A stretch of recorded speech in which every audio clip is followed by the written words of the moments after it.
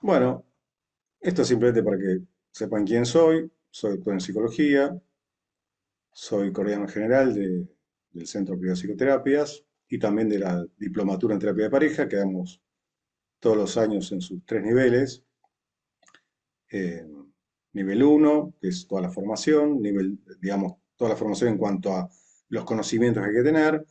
Nivel 2, que es como el entrenamiento en la mayor parte de esas herramientas. Y el nivel 3, que es supervisión.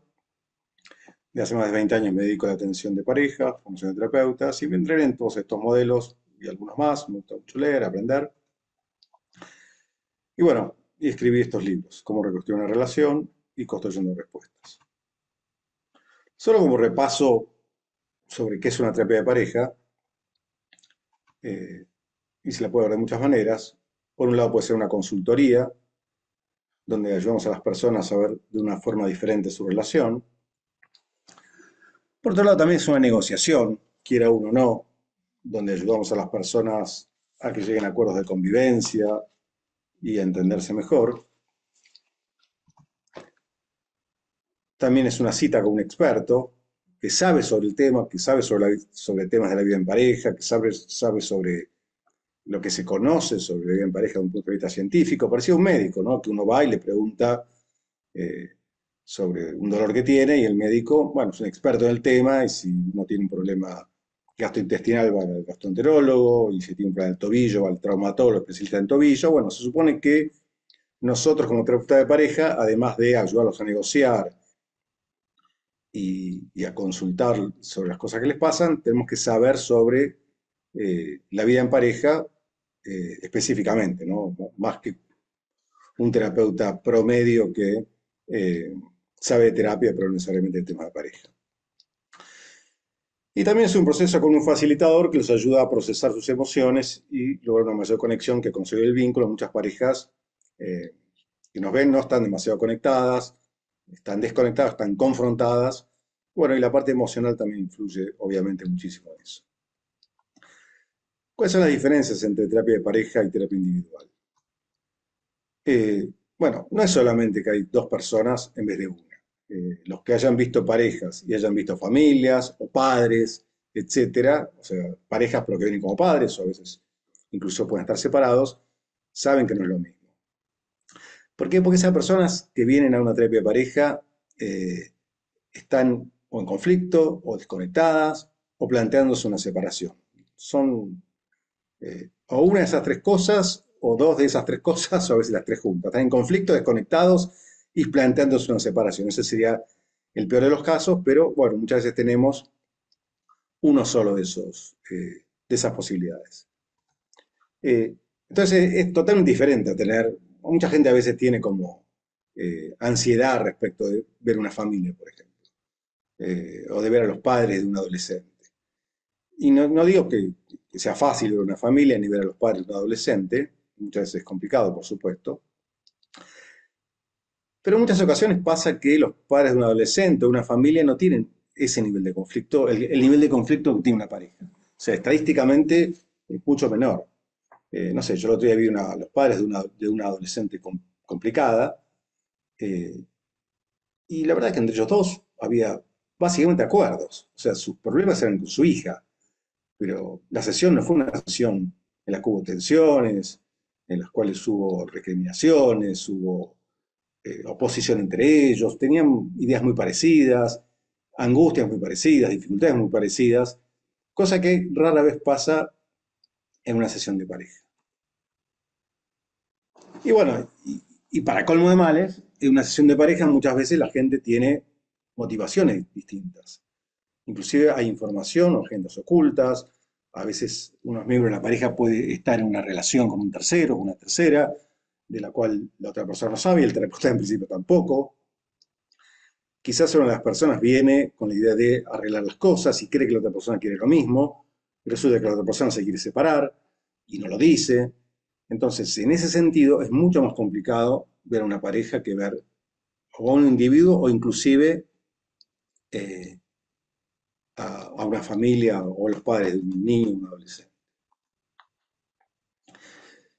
Y otro problema que se agrega a esto es que, a diferencia, por ejemplo, de la terapia individual, donde hay, como ustedes saben, una cantidad de gente que mejora en terapia individual, haga o no tratamiento. O sea, más o menos un tercio de las personas mejoran, aunque no hagan tratamiento. O sea, mucha gente puede decir, bueno, fui a terapia y mejoré, pero quizás esa persona sin terapia también hubiera mejorado, ¿no? Lo que está estudiado es que hay un 30% de la gente aproximadamente, 30 y pico, que mejora, haga terapia o no. Estaba deprimida esa persona y quizás 6 meses después ya no está deprimida y no hizo terapia, pero por supuesto hay gente que no mejora aunque haga terapia. Que no mejora si no hace terapia y hay gente que no mejora aún haciendo terapia. Están las tres opciones, generalmente es un tercio, un tercio y un tercio, pero a diferencia de la terapia individual, donde hay una cantidad de gente que mejora espontáneamente, en terapia de pareja no pasa eso. En general, la pareja, como en general es una pareja en conflicto o en desconexión, la mayor parte de las veces, es muy difícil que solo con el paso del tiempo la gente baje el nivel de conflicto o se conecte. A lo sumo a veces baja el nivel de conflicto porque la gente se empieza a desconectar. Pero eso en realidad no mejora las cosas. Simplemente es una pareja que antes se peleaban y ahora no se dan bolilla. Eso no es una buena noticia para esas dos personas y en todo caso es una antesala a la separación. Entonces, el terapeuta, en el caso de terapia de pareja, necesita aún más conocimientos. No digo que el terapeuta individual no necesite muchísimos conocimientos, eh, pero en el caso de las parejas, la posibilidad de deserción o de fracaso es todavía mucho mayor que en los casos de terapia individual. Y no se trata solamente de tener información o de manejar un modelo. En realidad hay varios saberes que resultan imprescindibles porque uno tiene que saber, bueno, cómo me manejo con la gente cuando está en conflicto, inclusive en conflicto en el consultorio, que probablemente es una réplica de lo que pasa en la vida habitual de ellos. Esto a muchos terapeutas les cuesta mucho, cuando el conflicto escala en el mismo consultorio. Cómo me manejo con las emociones que las personas tienen, eh, cómo manejo con la sexualidad. Muchos terapeutas de pareja, eso es todo un tema, por eso decía, una de las personas decía que se dedicaba a la sexología también, y eso, no digo que los terapeutas de pareja tengamos que ser necesariamente sexólogos, de hecho yo no lo soy, pero sí tenemos que desarrollar la posibilidad de hablar sobre la sexualidad y tener ciertos conocimientos básicos sobre temas sexuales, o para derivar si hay patología, o para tratar en el consultorio con la pareja, si, bueno, la sexualidad es uno más de los problemas que la pareja tiene. Y bueno, y hay una cantidad de herramientas, y esto sí es similar a la terapia individual, que tenemos que entrenar. O sea, no alcanza con hacer cursos, leer libros o supervisar, esta es mi opinión, todo eso es muy importante, pero necesitamos cierto entrenamiento para manejar situaciones complejas en el consultorio con parejas. Necesitamos entrenamiento para manejarnos con parejas en conflicto, necesitamos entrenamiento para manejarnos con las emociones de las personas, necesitamos entrenamientos para ayudarlos a tener una visión distinta de lo que les pasa, y para tener conversaciones que no son fáciles. Bueno, por eso, como les contaba antes, en la diplomatura el segundo nivel tiene que ver con ese entrenamiento. No solamente lo que uno ve en el primer nivel, que es información, mucha información importante, que seguro que hay que tener, sino cómo paso eso a la práctica, cómo me entreno para que eso me salga bien después en el consultorio, como en cualquier otra área de la vida, como un cirujano que le enseñan cómo se hacen las cirugías, después tiene que practicar las cirugías y ir ganando cada vez más confianza, hasta que, bueno, el cirujano experimentado hace la cirugía de una manera que no la hace el cirujano que empieza. Bueno, eso pasa obviamente en cualquier área profesional. Y en la primera entrevista con una pareja, obviamente es importante, igual que la primera entrevista en cualquier tratamiento, eh, pero quizás todavía más importante, me parece a mí, es una terapia de pareja. Porque las personas llegan un poco distintos, yo creo, a una entrevista de pareja que a una entrevista individual. Llegan ansiosas, angustiadas y con expectativas a veces diversas, ¿no? Como les decía antes, a veces una persona está segura que quiere sacar la pareja adelante y la otra persona tiene dudas, o quizás la otra persona ya está pensando más bien en separarse. Entonces lo que vamos a hacer en un caso o en otro no es lo mismo. Si las dos personas están ambas con ganas de sacar la pareja adelante, convencidos de que quieren que las cosas funcionen, etcétera, no es lo mismo lo que vamos a hacer como terapeutas que si obtuvimos la información, que lo importante es obtenerla, de que una de esas dos personas tiene bastantes dudas sobre si quiere seguir adelante con la relación, o que ella está con un pie afuera de la pareja, pero no lo dice, no lo verbaliza, no lo dice en voz alta. Quizás tiene la idea de decirlo en la terapia, quizás piensa, bueno, acá sí lo voy a poder decir, porque hay gente que no se anima a decirlo, pero eso, que tenga la idea no significa que después lo haga, ¿eh? Y lo resulte tan fácil decirlo. Yo me acuerdo hace muchos años tuve una pareja que me fue derivada por un colega que me dijo, bueno, en realidad ella ya tiene decidido que se quiere separar, pero no se anima a decírselo a él. Y lo quiere decir en un ámbito terapéutico. Y después de 3 sesiones yo lo llamé a mi colega y le dije, mira, tuve 3 sesiones, ella le di varias oportunidades, opciones, para que ella diga lo que le estaba pasando, y estamos en una terapia donde parece que los dos quieren mejorar las cosas. ¿Estás seguro que ella se quiere separar? Y mi colega me dijo, sí, segurísimo.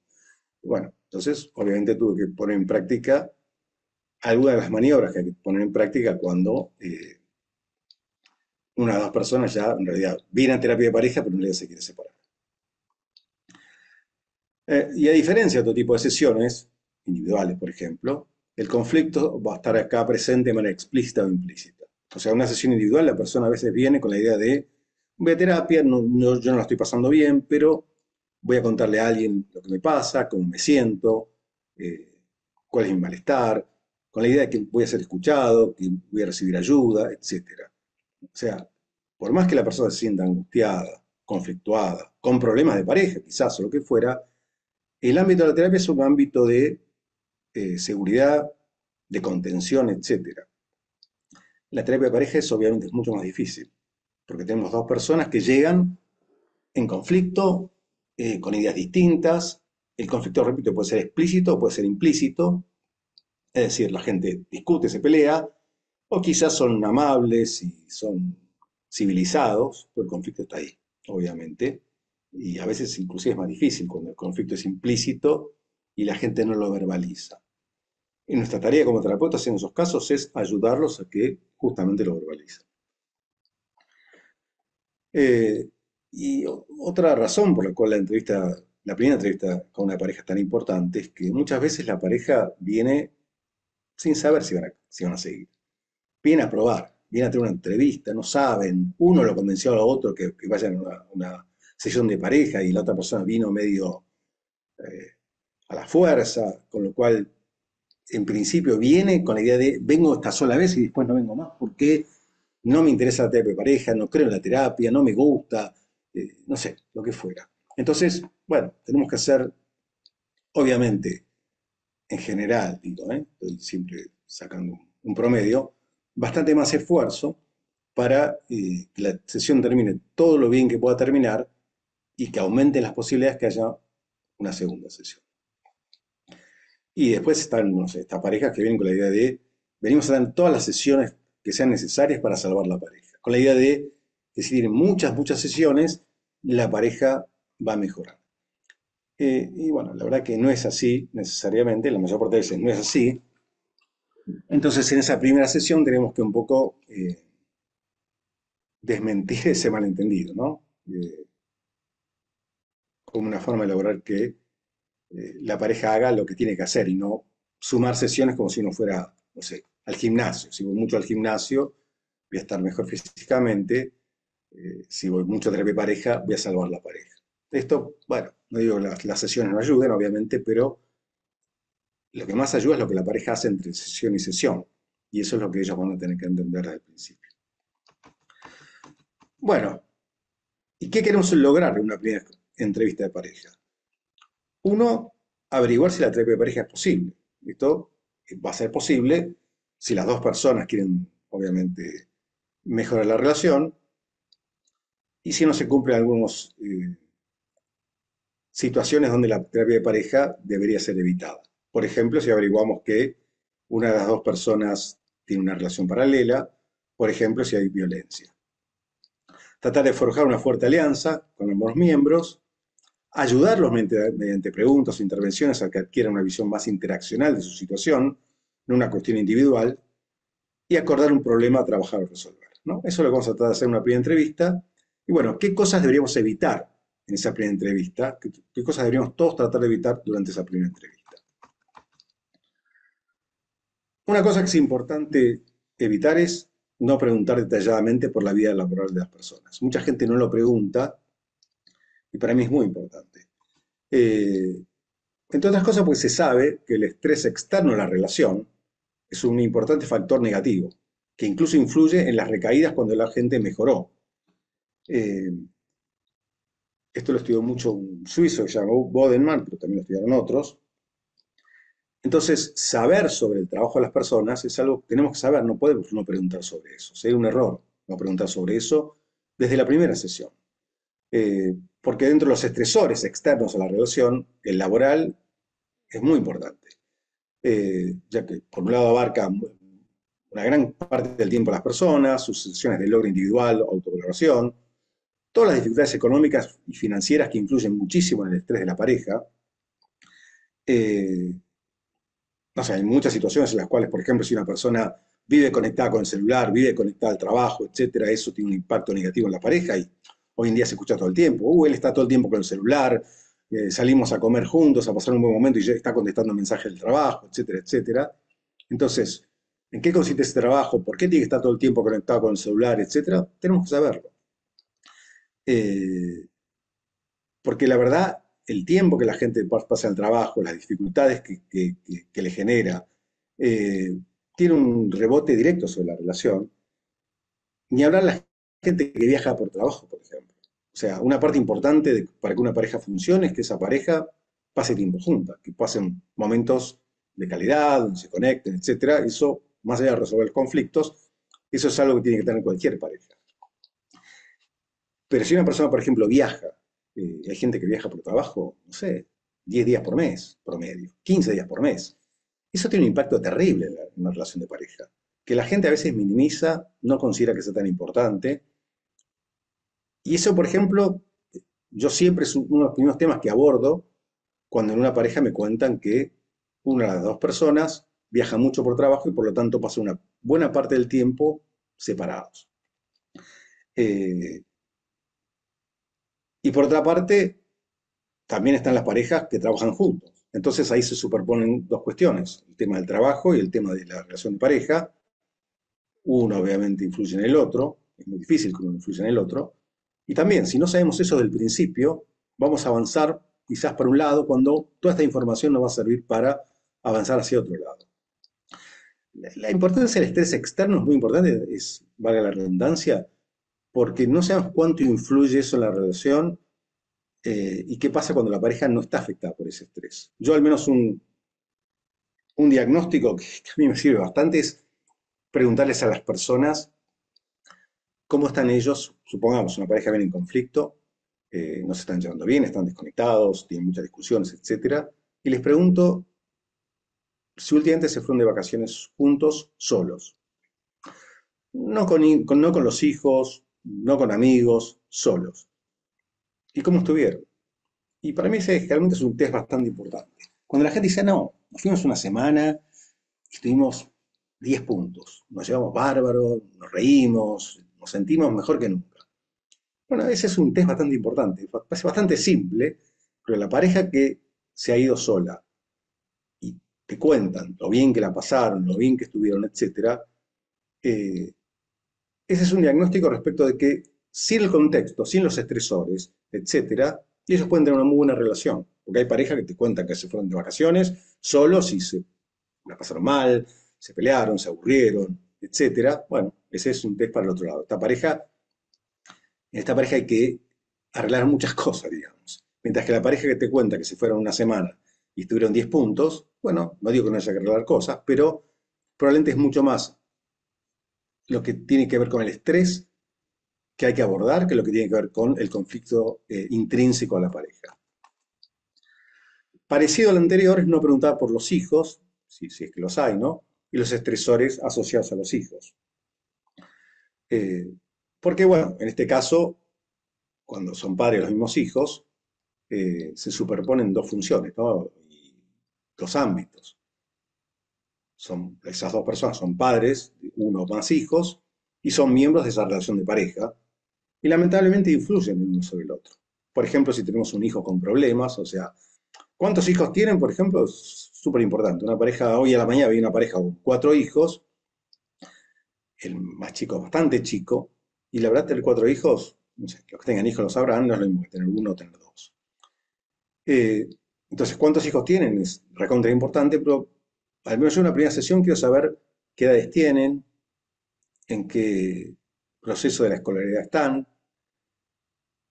cómo les va en el colegio. No es lo mismo tener cuatro hijos que a todos les va súper bien en el colegio que tener cuatro hijos, dos de los cuales tienen graves problemas. Uno graves problemas de conducta y otro graves problemas de aprendizaje. No sé. Eso absorbe muchas energías de los padres, queda muy poco lugar para la relación. Ni hablar si hay uno de los dos, de las dos personas que está muy dedicada, por ejemplo, a un hijo con problemas, y por lo tanto tiene como una conexión muy fuerte con ese hijo y esos problemas, y la otra persona resiente eso y dice, bueno, obviamente tenemos que dedicarnos a nuestro hijo, pero tenemos que dedicarle algo de tiempo a la relación, y la otra persona dice que no es posible. Bueno, esa es una discusión que a veces uno escucha en el consultorio. Eh, Ni hablar cuando tienen diferencias respecto de cómo manejarse con problemas de los hijos, a la crianza de los hijos, todo eso repercute en la relación y es bueno saberlo en la primera sesión.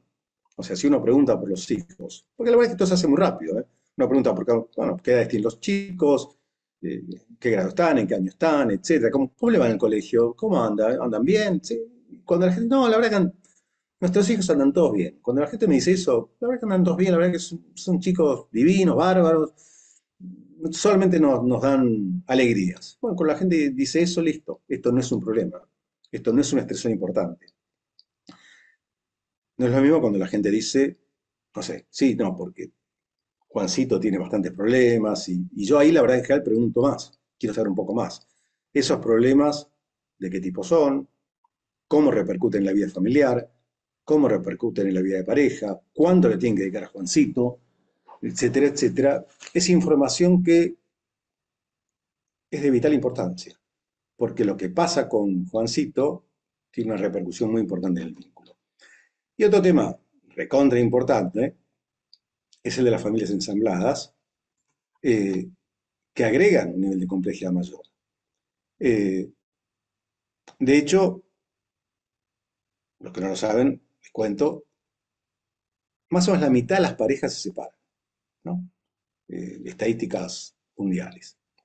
O sea, promedio el 50% de las parejas terminan en separación o divorcio.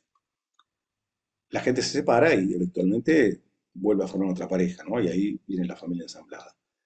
De esas segundas parejas se separan no el 50%. Uno pensaría que se separarían menos, ¿no? Porque la gente con más experiencia, etcétera, en una segunda relación hay errores que no comete. No, las segundas parejas se separan más que las primeras. Se separan 65%, no 50%. Y la mayor parte de las veces es por problemas con los hijos.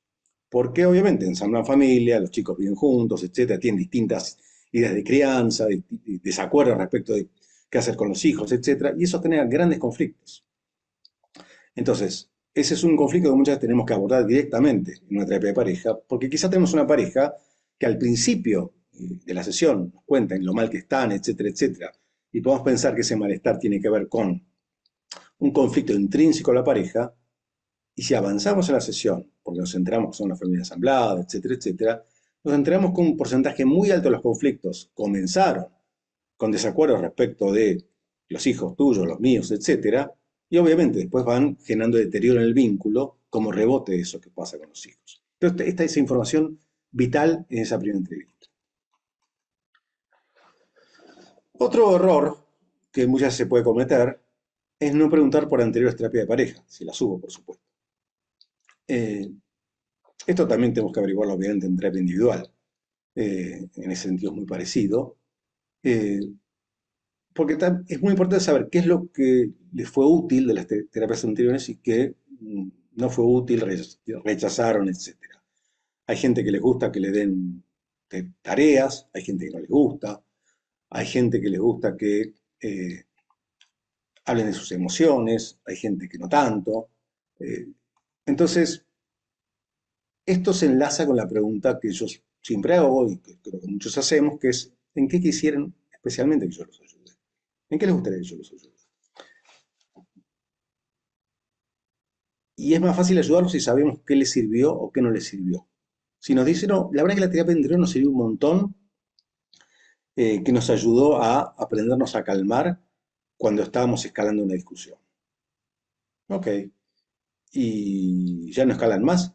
Sí, sí, escalamos de vuelta, porque bueno, dejamos de ir y de a poco fuimos dejando de aplicar lo que la terapeuta nos había transmitido, pero la verdad que era súper útil. La verdad que si la terapeuta anterior hizo algo que era súper útil, que a ellos les funcionó, y por algún motivo, no sé por qué, también les pregunto, ¿y por qué no volvieron con la terapeuta anterior? Porque la verdad parece que los ayudó bastante. Bueno, a veces no volvieron porque la terapeuta se fue a vivir a otro lado, no atiende más, o lo que fuera, perdieron el teléfono. Eh, pero yo trato, al menos siempre, de rescatar eso que les sirvió, porque la verdad, ¿por qué había sido doble trabajo? Si hubo alguien que hizo un buen trabajo antes, que a ellos les sirvió y que quizás el problema es que no lo sostuvieron en el tiempo. Entonces, todo lo que ayudó es bueno tratar de que nos cuenten qué fue eso y tratar de que lo vuelvan a aplicar. Y lo que no ayudó es bueno saberlo para o no hacerlo, o si pensamos que sí hay que hacerlo, hacerlo con cuidado para tratar de que funcione.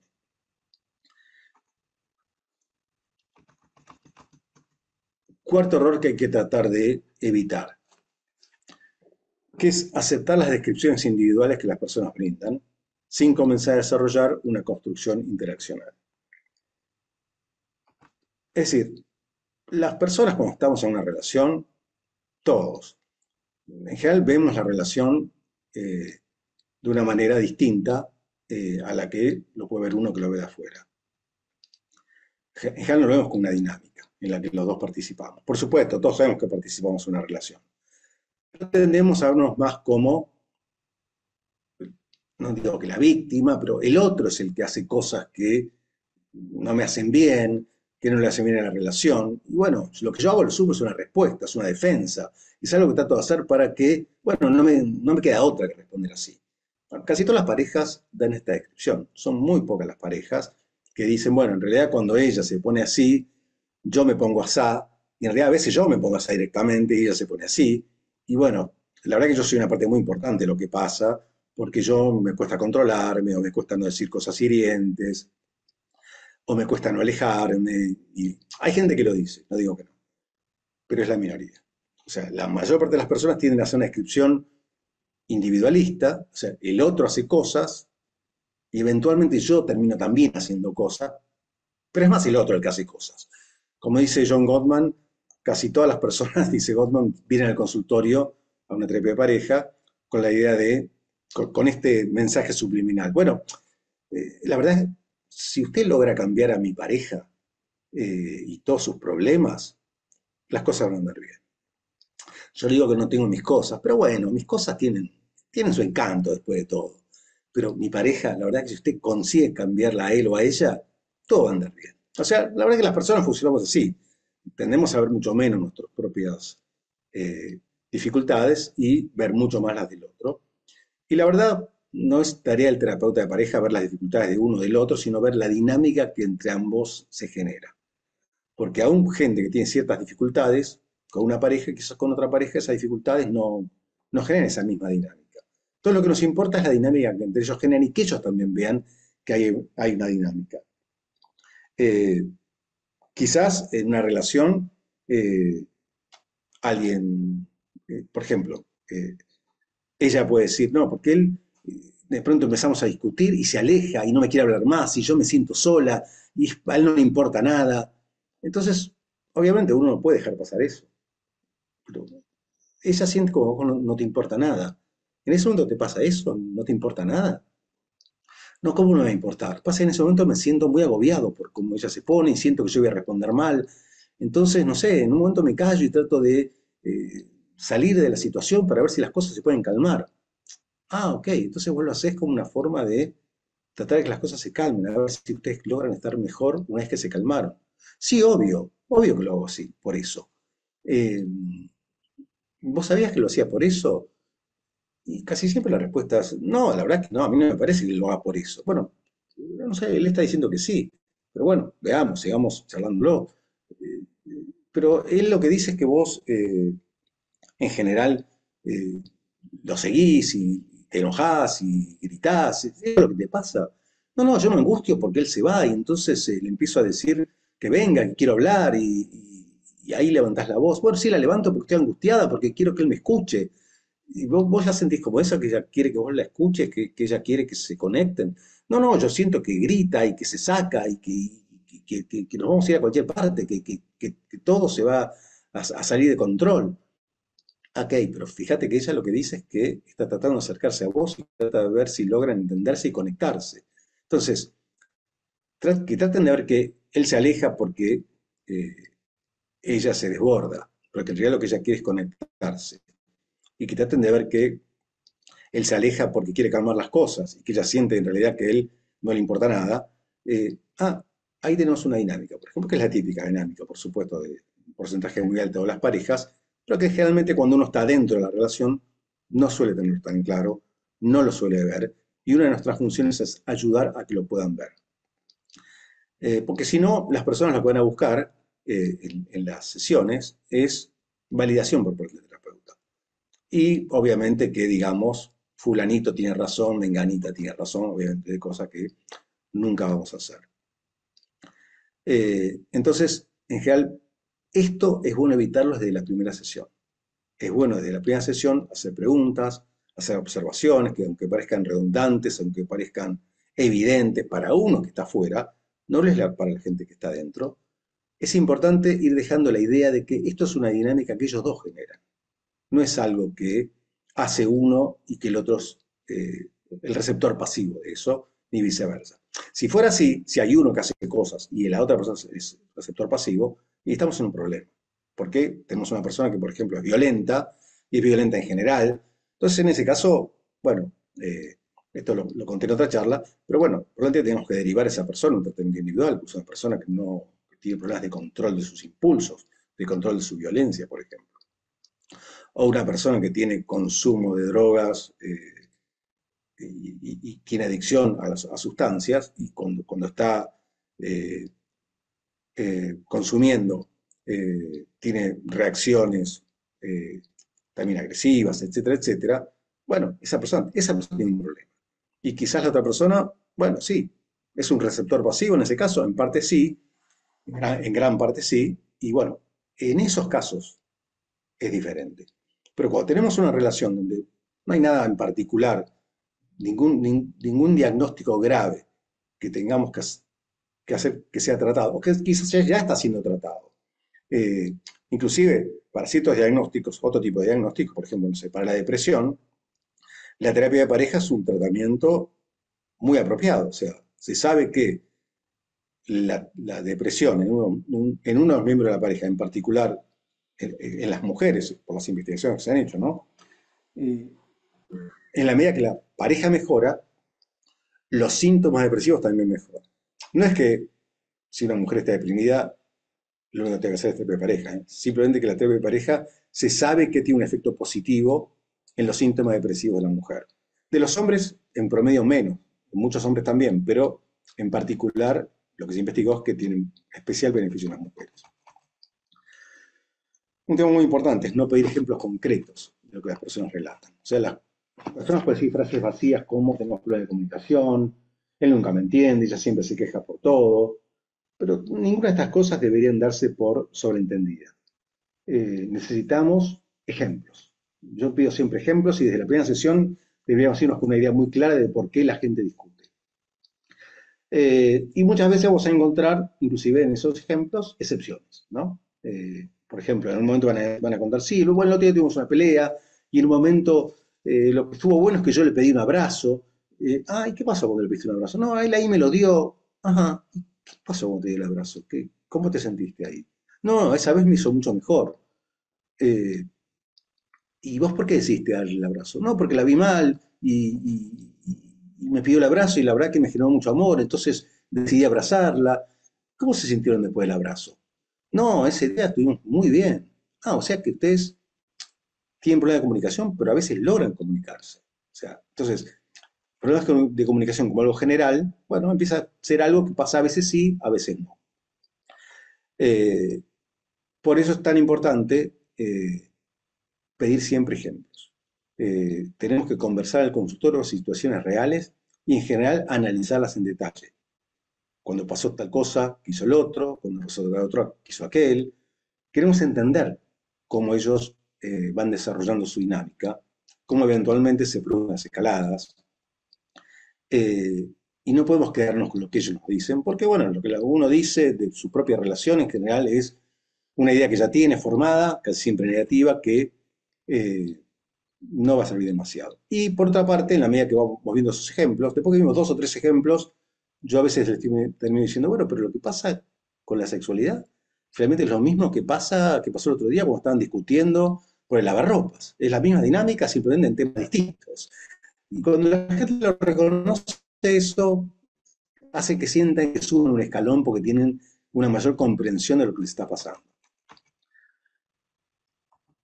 Otro tema importante, obviamente, es no preguntar por las emociones asociadas a las descripciones. O sea, la gente cuenta desacuerdos, etcétera, y en general las emociones pueden ser minimizadas. Estamos enojados, estamos mal.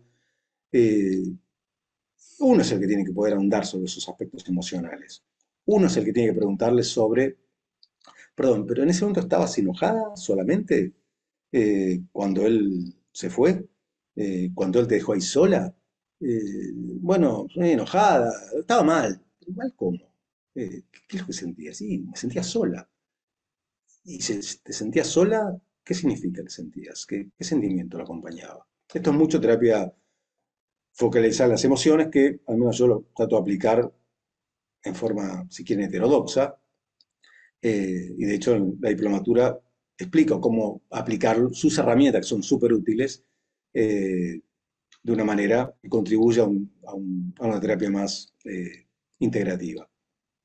Y que la persona diga, estoy angustiada, eh, bueno, en general las mujeres es más fácil, pueden decir, hablar sobre sus sentimientos, como sabrán. Quizás una pareja donde uno de ellos es hombre, debemos explorar un poco más, pero que si nos puede terminar diciendo, bueno, la verdad que cuando ella me dice esas cosas, yo me siento muy triste, eso hace una gran diferencia en la sesión. Y uno mismo tiene que aprender a cambiar los tonos de voz, bajar el nivel de intensidad, para que la gente, aunque hayan empezado diciendo estamos enojados, estamos mal, puedan terminar diciendo, bueno, la verdad que cuando ella me dice esas cosas, yo me siento muy lastimado y me siento muy triste. O que ella diga, bueno, pero cuando él se siente así, se aleja, yo me siento muy sola. Y eso me angustia un montón. Y eso es algo que si uno ya lo hace de la primera sesión, no digo que podamos dedicarle mucho a eso en la primera sesión, más bien sobre el final, ya va a darle a las personas una idea diferente de su relación, de la dinámica que tienen, de las posibilidades que tienen y de en qué consiste la terapia. Entramos sintiendo que estamos enojados y con problemas de comunicación, y salimos sintiendo que el otro estaba triste, que yo estoy angustiada, que yo me siento solo, y que generamos una dinámica entre los dos que se repite en varias situaciones y que tenemos que aprender a modificar. Y esta sesión nos dio la esperanza que eso es posible, ¿no? Eso sería como la idea, una de las posibles ideas que uno debería transmitir después de una primera sesión, que como les digo, es sumamente importante. Otro aspecto fundamental, un error que no hay que cometer, que es no obtener ninguna información acerca de la vida sexual de la pareja presente y pasada. No digo que haya que dedicar mucho tiempo a eso, es una primera sesión, tenemos una hora, supongamos, puede ser una hora y 10, qué sé yo. Yo trato de la primera sesión de un poco más en general, pero muchas veces la gente no nos va a hablar espontáneamente acerca de su vida sexual. Eh, o porque la sexualidad se deterioró a medida que los problemas emocionales aumentaron, a medida que el conflicto aumentó.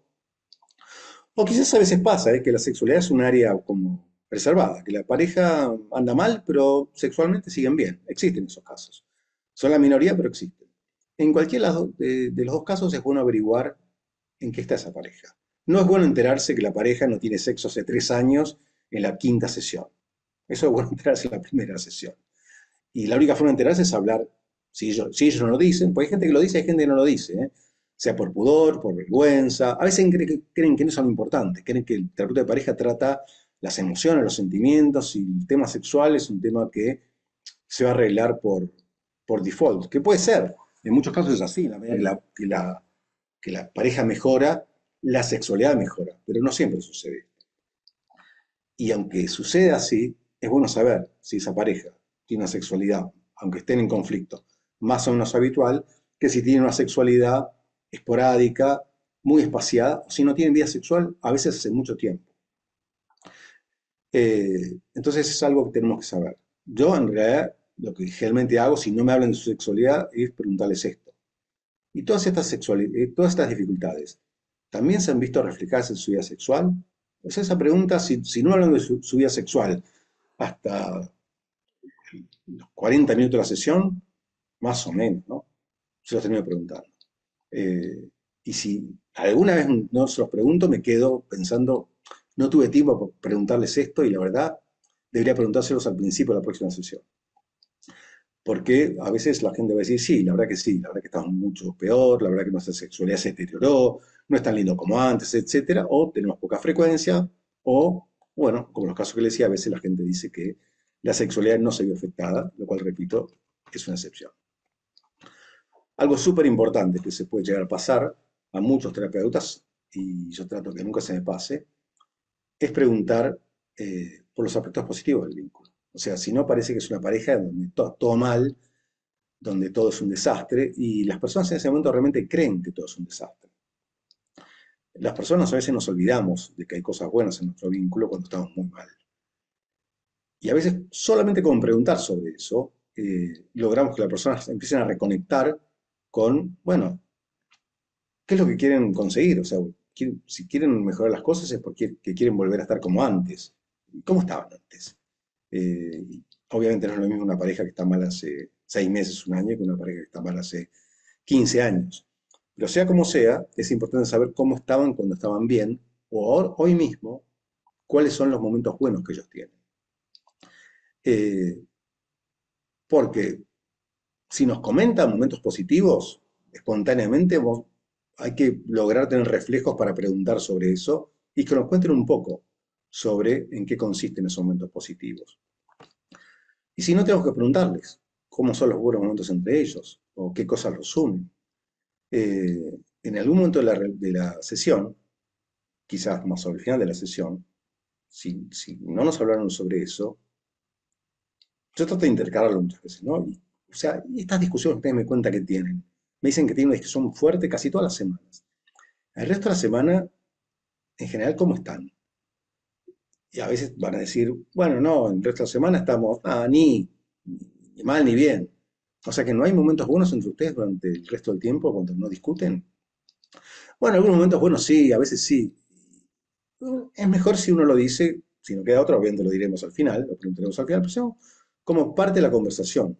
¿Y esos momentos buenos en qué consisten, por ejemplo? Y bueno, y si podemos desarrollar durante los siguientes 5 minutos que nos cuenten en qué consisten esos momentos buenos, vamos a empezar a tener una idea de qué cosas unen a estas dos personas, qué fortalezas tienen ellos como pareja, que ellos mismos se conecten más con esas cosas buenas que tienen como pareja y que nosotros mismos tendamos a hacer algo para que cada vez tengan más de esos momentos. Otro error que no es bueno cometer es anticiparse con alguna propuesta de abordaje sin haber averiguado primero qué es lo que la pareja viene a buscar. Y como les decía antes, si ambos buscan lo mismo. Porque a veces uno se entusiasma, ¿eh? A veces ves una pareja, te caen bien, ves que están sufriendo y querés ayudarlos, querés ayudarlos a que estén mejor. Te gustaría lograr que se lleven bien, te sentirías que aportaste algo importante, logrando que ellos de vuelta vuelvan a tener una buena relación, discutan menos, se sientan conectados, etcétera. Pero es muy importante no curarse, ¿eh? Los terapeutas tenemos la desventaja, el defecto de ponernos muy pro cambio. Al menos los terapeutas que trabajamos con modelos más orientados al cambio. eh, y eso muchas veces es un error, porque tenemos que ver si realmente la gente está lista para cambiar, si la gente quiere cambiar. Porque a veces, como dice acá la diapositiva, a veces uno de los miembros de la pareja habla de sus ganas de estar mejor y nosotros nos conectamos con eso. Y quizás el otro dijo algo como que sí, por compromiso. Entonces nos aliamos a la persona más interesada en recomponer las cosas. Pero quizás hay otra persona que no está tan interesada, o que no está segura, o que ya medio decidió que se quiere separar y no lo dijo. Entonces tenemos que averiguar eso, no es bueno apurarse. Y eso a veces lo vamos a averiguar en la primera entrevista, a veces lo vamos a averiguar recién cuando lo veamos a solas, en entrevistas conjuntas. Y un error que muchas veces podemos cometer, yo siempre me esfuerzo por no cometerlo, es no hacer un cierre claro. Lo que el terapeuta entendió hasta ese momento y cómo visualiza los pasos que siguen. Yo creo que la gente, como yo les decía, se tiene que ir con alguna idea diferente de aquella con la que llegaron. Eso es lo ideal. Eso es a lo que todos los terapeutas de pareja deberíamos apuntar. Que la gente entre de una forma y no diga, bueno, sí, estuvo bueno, me pareció simpático el terapeuta, bien. Bueno, sí, que digan eso está buenísimo, pero no es suficiente. O sea, las personas deberían irse con alguna idea. Por ejemplo, la verdad es que la sesión me ayudó a darme cuenta que tenemos más cosas positivas de las que creíamos. O la verdad que entendí que en realidad los dos participamos en lo que nos pasa, que hay una dinámica entre nosotros que se repite tanto en el sexo como cuando discutimos por el lavarropas. Entonces, entendí que tenemos que arreglar esa dinámica. Bueno, si en ese caso la gente se fue con una idea diferente. Obviamente, lo ideal es que se vayan con una idea diferente y con un estado de ánimo diferente. Bueno, eso solamente se logra si lo que uno fue trabajando durante la sesión lo plasma en un cierre claro al final de la sesión. Porque quizás hay algunas cosas que estuvieron buenas durante la sesión, pero las personas tendemos a olvidarnos lo que pasa durante toda una sesión cuando estamos en lugar de pacientes y nos acordamos mucho más de lo último. Entonces el cierre tiene que ser muy importante. Obviamente no le vamos a hacer un programa completo de su situación porque hay información que seguramente no tenemos en esa primera sesión y podemos decir algo que no tenga que ver con lo que está pasando. Es tentativo todo lo que vamos a decir, ¿no? Es muy importante usar estas expresiones. Bueno, daría la impresión, por lo que ustedes me contaron, eh, por lo que entendí hoy, que ustedes hace rato que vienen desconectados, con discusiones recurrentes, que a los dos los lastiman bastante. De hecho, hoy hablaron bastante de lo que sienten a nivel emocional, cosa que, por lo que entendí, ustedes no suelen decirse el uno al otro.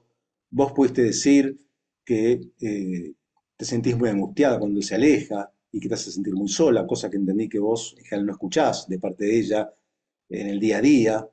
Y vos parecería que tampoco escuchás que él se siente eh, muy triste por algunas de las cosas que le decís y que por eso se aleja para evitar que haya conflictos, que no es que lo hace porque no le interese estar bien con vos, eh, y que bueno, ambos pudieron decirse uno al otro lo que sienten, lo que les duele, lo que valoran, lo que les gustaría obtener, pero esta es una dinámica negativa muy fuerte entre ustedes y entendí que a los dos les gustaría cambiarla. Si ustedes, que por ejemplo, uno puede decir esto, si ustedes quieren avanzar en desarmar esta dinámica, bla, bla, bla. Eh, pero siempre tentativamente.